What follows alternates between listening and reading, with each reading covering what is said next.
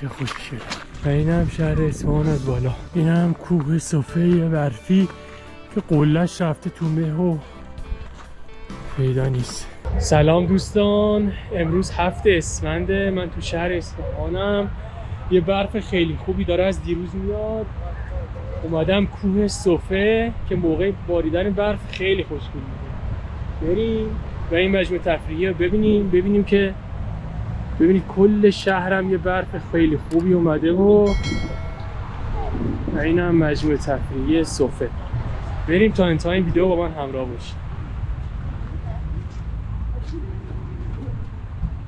موقعی که برف میاد، امروز هم روز کاریه ولی خیلی آمادن کوه صفه، چون کوه صفه موقع باریدن برف خیلی خوشگل میشه. بریم زودتر بالا، زیر و بم این کوه برای شما در بیارم.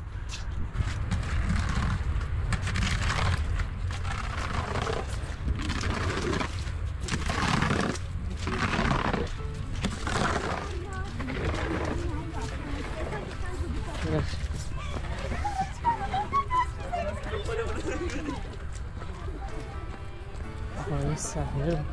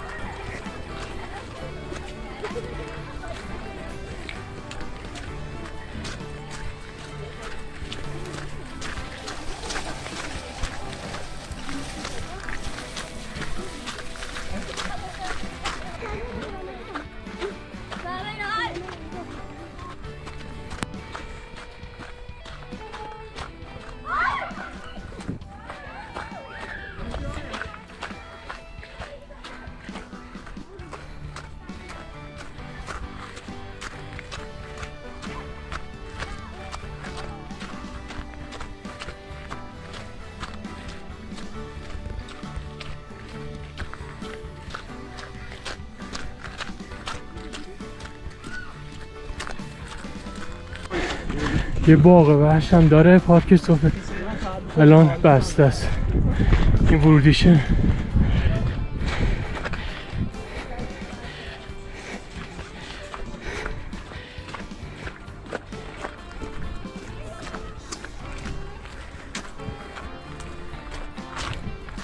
و این هم شهر اصفهان از بالا.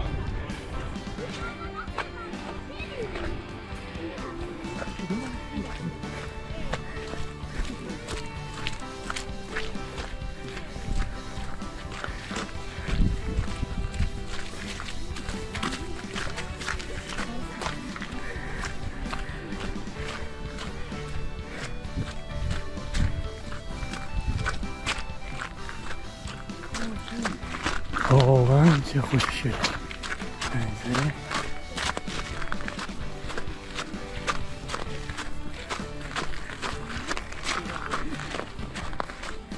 زودتر بریم بالا این شارژ گوپرو هم با 4K مخصوصا تو هوای سرد زود تمام میشه.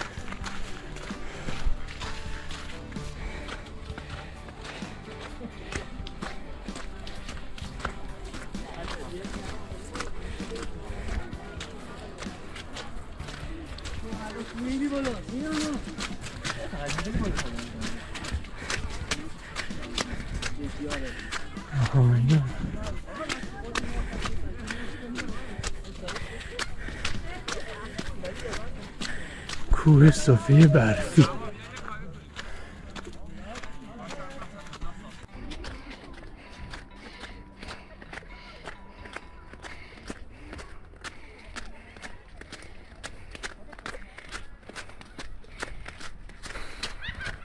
رسیدیم به ابتدای این پله ها.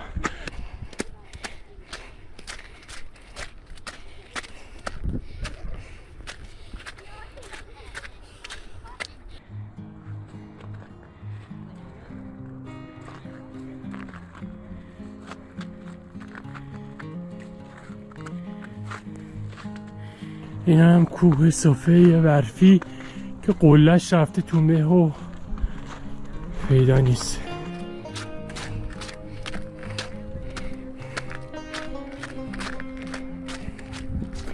این هم نمای شهر اصفهان.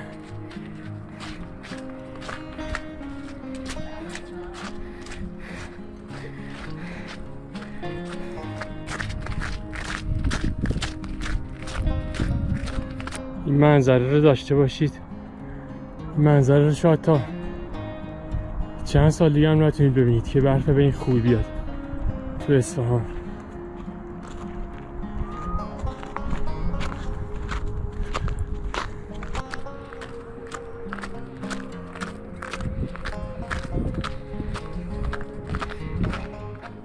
یه چشمه اونجا هست به اسم چشمه خاجیک. بریم ببینیم آب داره یا نه.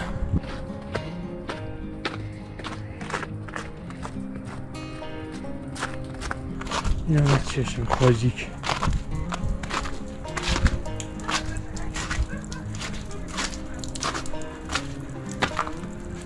دیگه آبی نداره ولی این در واقع یه چشمه بود از جا آب می اومده. داره برف همچنان میاد.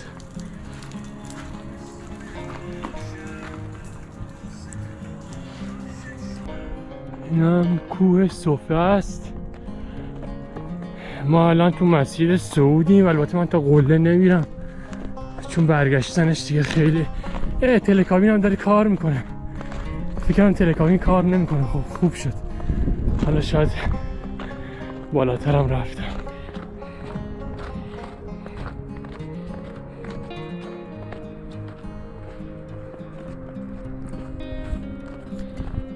این آقا هم با سگش اومده. سگش هم جرمن شپرده. آب یخ زده.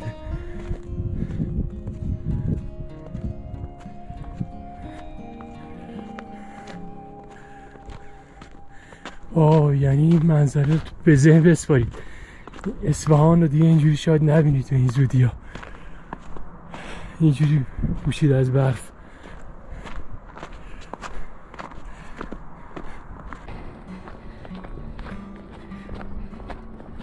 رسیدیم به ایستگاه نجات آتش نشانی. خب میخوام از این طرف برم به سمت گردن باد و به سمت ایستگاه تلکابین و توربین بادی هم با هم ببینیم. برف نم نم داره همچنان میباره و ما لذتشو میبریم.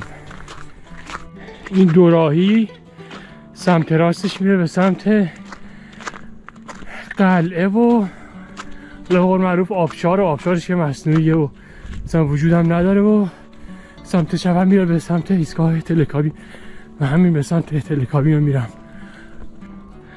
خدا رو شکر تلکابین هم داره کار میکنه، مگه نه برگشتن خیلی سخت بود. دوباره باز دلم خواست یه نمای 360 برای شما بگیرم از این منظره.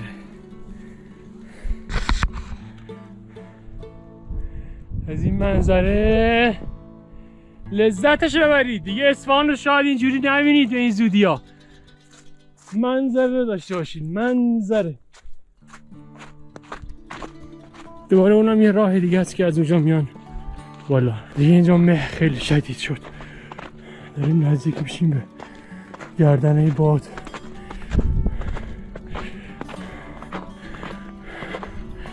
اینم نمای کوه.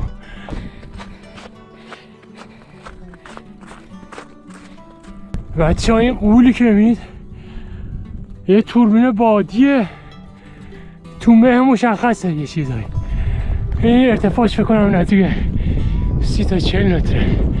اینجا مشخصات این توربین بادی رو نوشته: ولتاژ خروجی 20 کیلوولت، طول پره 23 متر، ارتفاع دکل 40 متر. الان نزدیکای ایستگاه تلکابینم، میخوام برم بالا و با تلکابین برگردم پایین.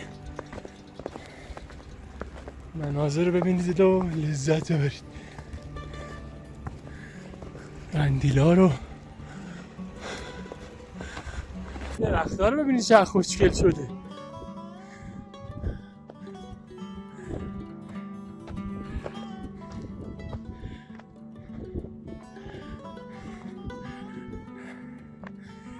تقریبا رسیدیم دیگه تلکابین بام اصفهان.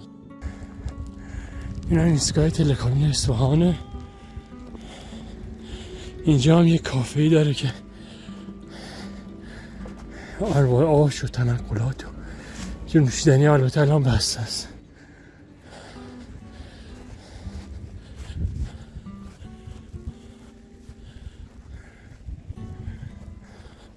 بریم ما هم سوار تلکابین شیم و برگردیم پایین. بعد از این پله هم بالا از این در باید وارد شیم و بلیط بخریم بریم سوار شیم. اینم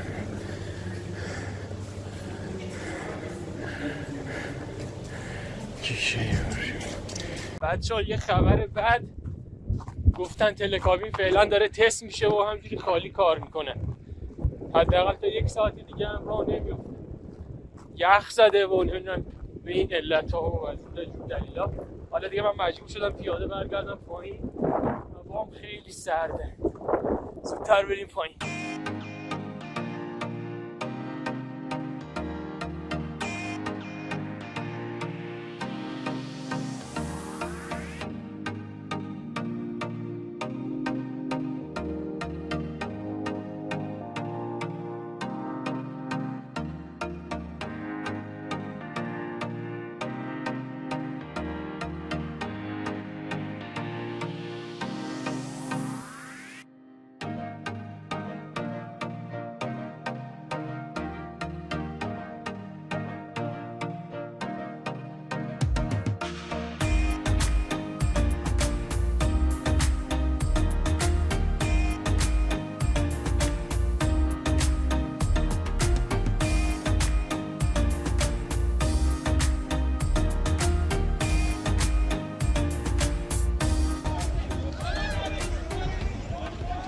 اینجام دارن برف بازی میکنن.